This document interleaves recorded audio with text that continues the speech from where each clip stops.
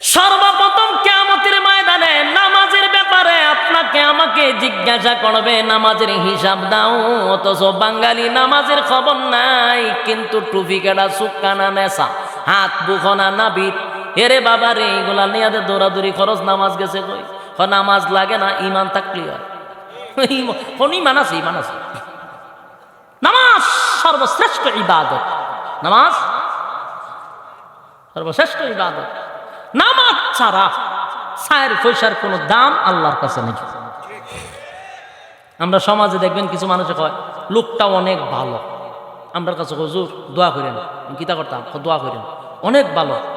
বিপদের সময় সবার আগে দৌড়ায় আসে, শীতের সময় কম্বল দেয়, অভাবের সময় গম দেয়, যা লাগে হুজুর সমাজ সেবক, খুব ভালো মানুষ, খুব ভালো মানুষ।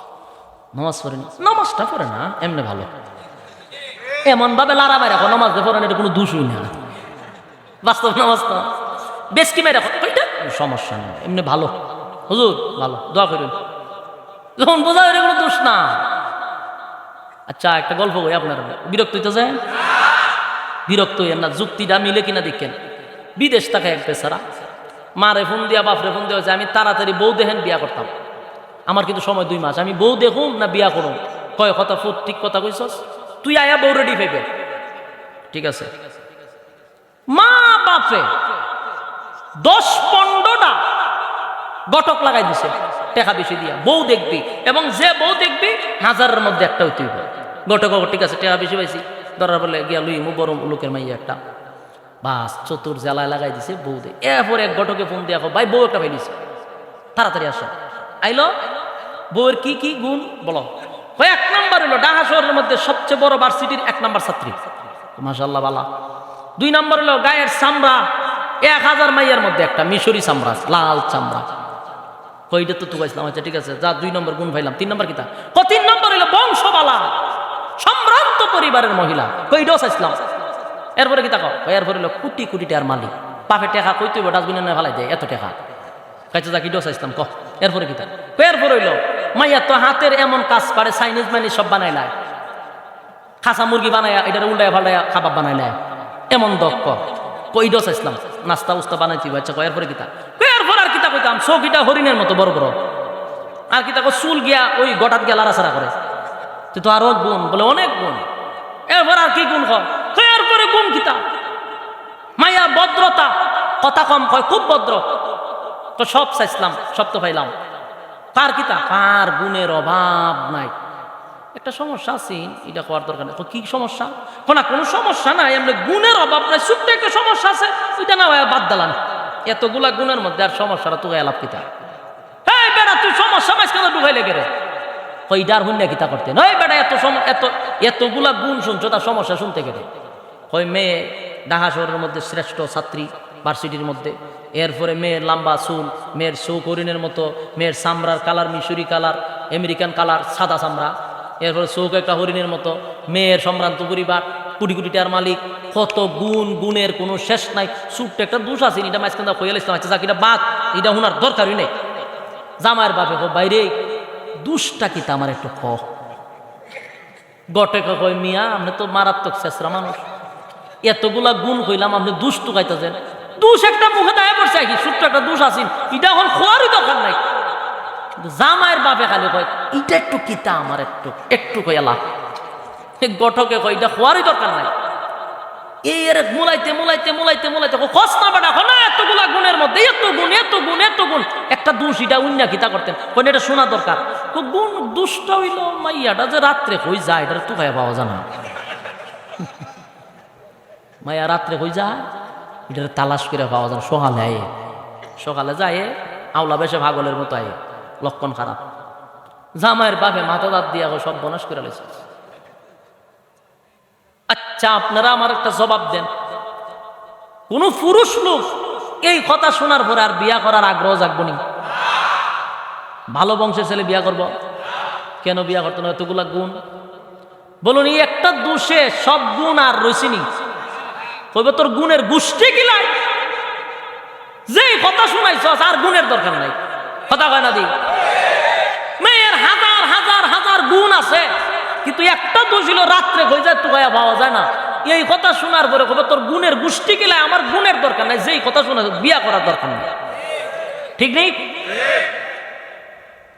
ঠিক তেমনি ভাবে যারা মানুষ ভালো, সমাজ সেবক, প্রচুর টাকা দেয় মানুষকে, ভদ্র, সর্বদিক দিয়া বালা, দুষ একটু নামাজটা পড়ে না, আল্লাহ কয় তোর সব গুণের গোষ্ঠী কিলাই আমি, তোর কোন গুণের গ্রহণযোগ্যতা আমার কাছে নাই। একটা খারাপ কাজ হলো নামাজ পড়ে না, সব গুণ বাতিল। বাস্তব না বাস্তব? মেয়ের 1000 গুণ আছে, একটা গুণ খারাপ, রাত্রে কই যায় পাওয়া যায় না। যেমন এটা শোনার পরে সব গুণ বাদ, বান্দা নামাজ পড়ে না, তার যত গুণ তা হোক আল্লাহর কাছে 4 পয়সার কোনো দাম নাই। অথচ সমাজের মানুষ কি সুন্দর ব্যাটকায় ব্যাটকায় লোকটা অনেক বালা, দোষ হলো নামাজটা পড়ে নাই। হুজুর আপনারা দোয়া হলে নামাজ পড়বো, যখন বোঝা যায় কোনো দোষের ব্যাপার না।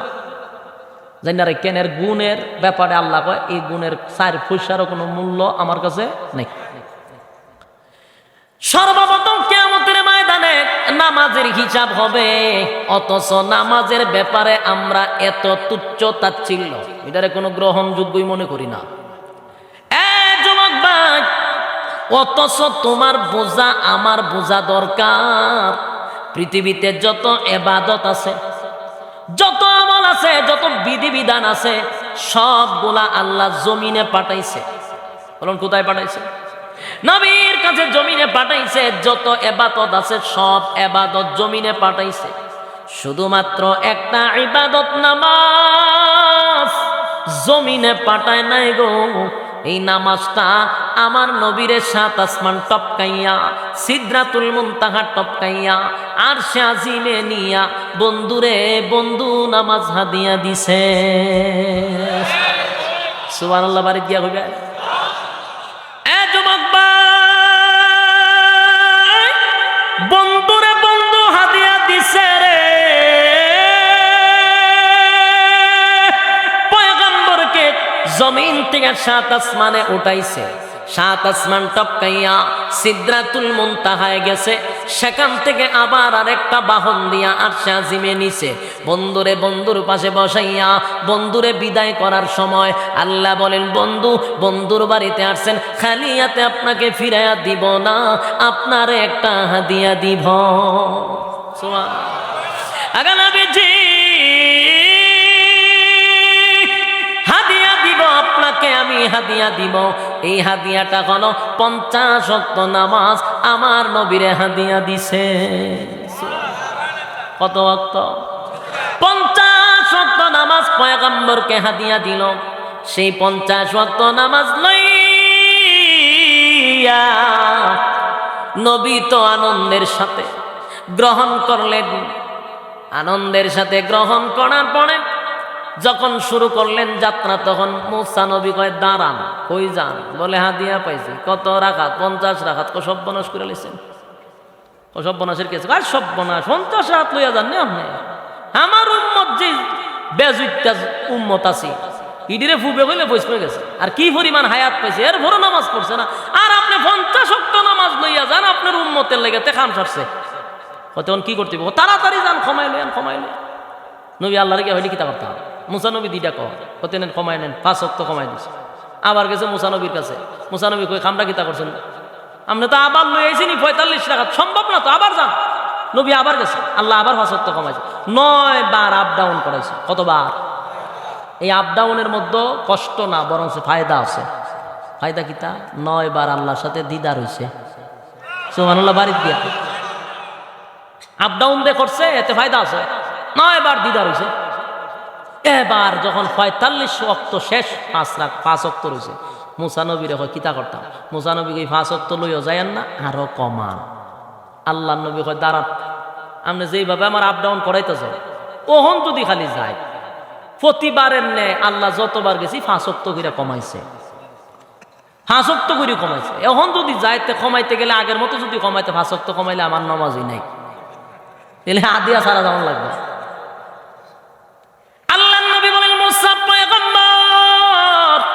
আমার মালিক যতবার গেছি ততবার 5 ওয়াক্ত কইরা কমাইছে।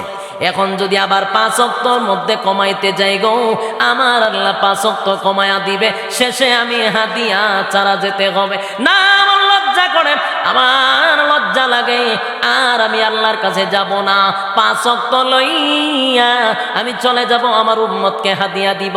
এবার আল্লাহ আওয়াজ দিয়া বলেন, পয়গম্বর আমি আপনার অপেক্ষায় ছিলাম, যদি আপনি 5 ওয়াক্ত নামাজ নিয়ে এখন আবার আমার কাছে আসতেন গো, আমি আপনাকে আর কোনোদিন নামাজ দিতাম না, 5 ওয়াক্ত রেখে দিতাম, আপনাকে নামাজ ছাড়া আমি হাদিয়া ছাড়া বিদায় করতাম।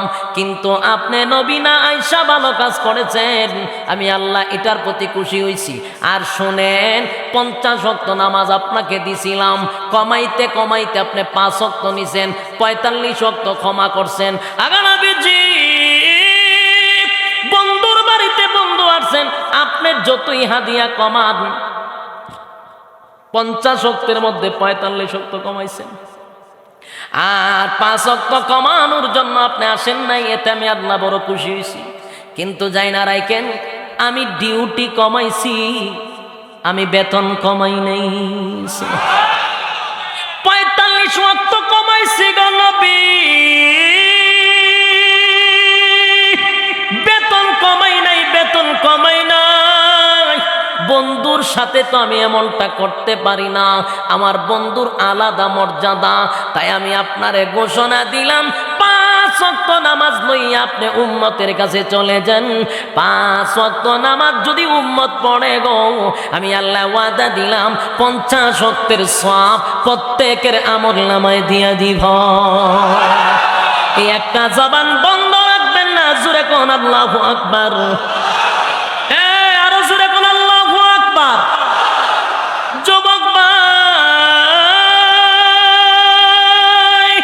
আমার নবীর আল্লাহ বলেন, পয়গম্বর 5 ওয়াক্ত নামাজ যদি আপনার উম্মত পড়ে 50 ওয়াক্তের সওয়াব দিব।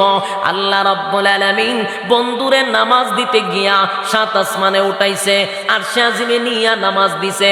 এই আল্লাহর পয়গম্বর সেখানে দাঁড়াইয়া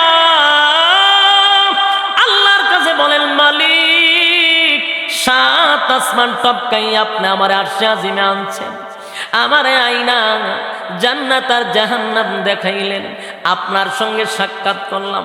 মালিক রে, মনের মধ্যে বড় ব্যথা, আমি তো আপনার সঙ্গে সাক্ষাৎ করলাম, আমার উম্মতরা তো আপনার সঙ্গে আর সাক্ষাৎ করতে পারল না। নবীর কত মায়া, চিন্তা করছেন নি?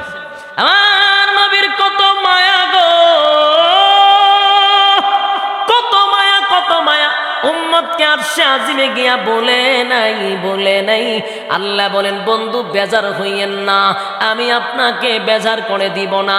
আপনিও শুনে রাখেন, মূসা আলাইহিস সালাতু ওয়াস সালাম আমার সঙ্গে যখন কথা বলতো, কালিমুল্লাহ মূসা আল্লাহর সঙ্গে কথা বলতো। আগা নবীজি মূসা যখন তুর পাহাড়ে আমার সঙ্গে কথা বলতো, আমি আল্লাহ মূসারে আগে অ্যালার্ট করে দিতাম, মূসা রে জুতাটা খুলে আয়, জুতা পরে তুর পাহাড়ে উঠবি না। মূসা নবী জুতা রেখে তুর পাহাড়ে খালি পায়ে উঠতো।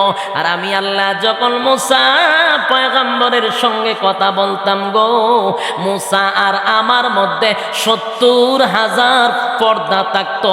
70,000 পর্দার ওই পার থেকে আমি কথা বলতাম, মূসা নবী 70,000 পর্দার ওই পার থেকে কথা বলতো। তার মানে মূসা আর আমার মধ্যে 70,000 নূরের পর্দা থাকতো, যেই পর্দা ভেদ করে মূসার সঙ্গে কথা বলতাম। আর আপনি সমস্ত নবী কুলের সম্রাট, কারণ সমস্ত নবীরা ছিল আমার জন্য পাগল, আর আমি আল্লাহ স্বয়ং আপনার জন্য পাগল। যুবক ভাই, সমস্ত নবীর আল্লাহর চায় রে, আমার আল্লাহ আমার নবীরে চায়। তাই তো বন্ধুরে বন্ধু দেখার জন্য আরশে আজিমে নিয়ে গেছে। একটা কথা খেয়াল করবেন, হযরত মূসা পয়গম্বর কিন্তু উম্মতরে জান্নাত জাহান্নামের বয়ান করছে, আদম পয়গম্বর জান্নাত জাহান্নামের বয়ান করছে, নূহ পয়গম্বর জান্নাত জাহান্নামের বয়ান করছে, ইব্রাহিম খলিলুল্লাহ জান্নাত জাহান্নামের বয়ান করছে, মূসা পয়গম্বর জান্নাত জাহান্নামের বয়ান করছে। এইভাবে ঈসা রূহুল্লাহ পর্যন্ত লক্ষ লক্ষ পয়গম্বররা জান্নাত আর জাহান্নামের বয়ান করছে রে। উম্মতের কাছে জান্নাত আর জাহান্নামের বয়ান করছে। কোন নবীকে আমার আল্লাহ বাস্তবে জান্নাত আর জাহান্নাম দেখায় নাই। বলে আসুন আপনারা জান্নাত জাহান্নামের বয়ান করেন, একটু সশরীরে জান্নাত আর জাহান্নাম দেখে যান। কোন নবীর আল্লাহ বলে নাই। কিন্তু আমার নবী যখন জান্নাত আর জাহান্নামের বয়ান করত রে, আমার আল্লাহ ঘোষণা করছে আমার বন্ধু জান্নাত আর জাহান্নামের বয়ান করে, আমার বন্ধুরে জান্নাতটা দেখানো দরকার, জাহান্নামটা দেখানো দরকার। তাও সশরীরে জান্নাত আর জাহান্নাম নবীরে নিয়ে দেখাইছে। আমার পয়গম্বরের সম্মান আর মর্যাদা ছিল আলাদা আলাদা আলাদা মর্যাদা। বলুন সবার মতো না আলাদা মর্যাদা?